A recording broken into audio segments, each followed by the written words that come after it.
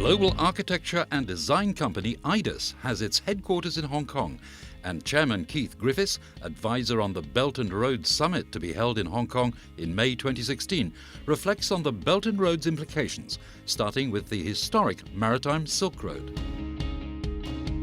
There was a resurgence in that route from Hong Kong to Singapore, back to Kuala Lumpur, on up into Sri Lanka in the 80s, a resurgence around development and also around construction of railways and airports.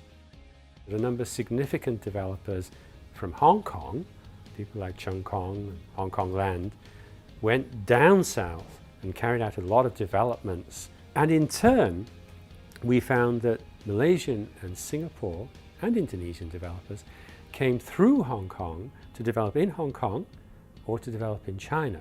So we've got this enormous connectivity between Southeast Asia and Hong Kong, using Hong Kong as a gateway into China, both ways. So I would say that Hong Kong is already extremely well placed to function and help on the maritime route.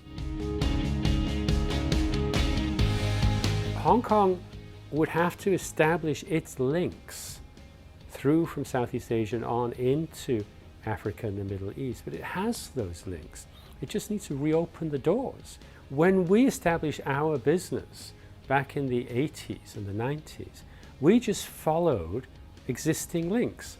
We followed the developers, we followed the MTR as they went from Hong Kong out into the world. We can facilitate that because we're international designers with offices across the world, and particularly along the OBR.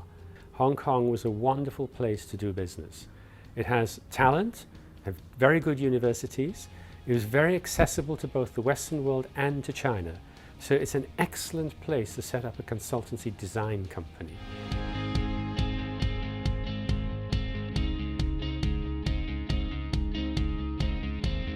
The land routes are more complicated because the land routes, whilst there were land-based Silk Road routes, they have been pretty much defunct for a long time. Opening those routes is extremely logical now.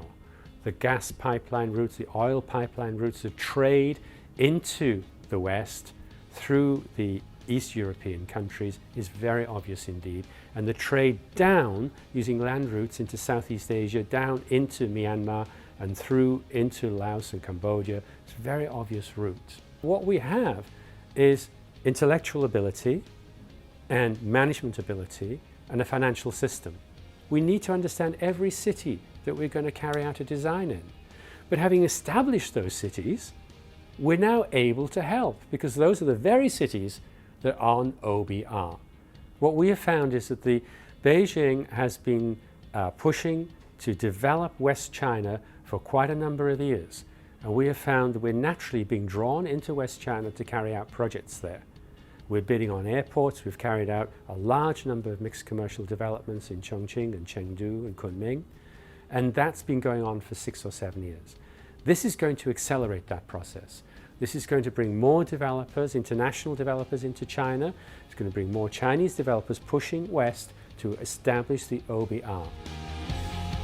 If everybody's done their homework first and shares information properly, Summit will be very important indeed.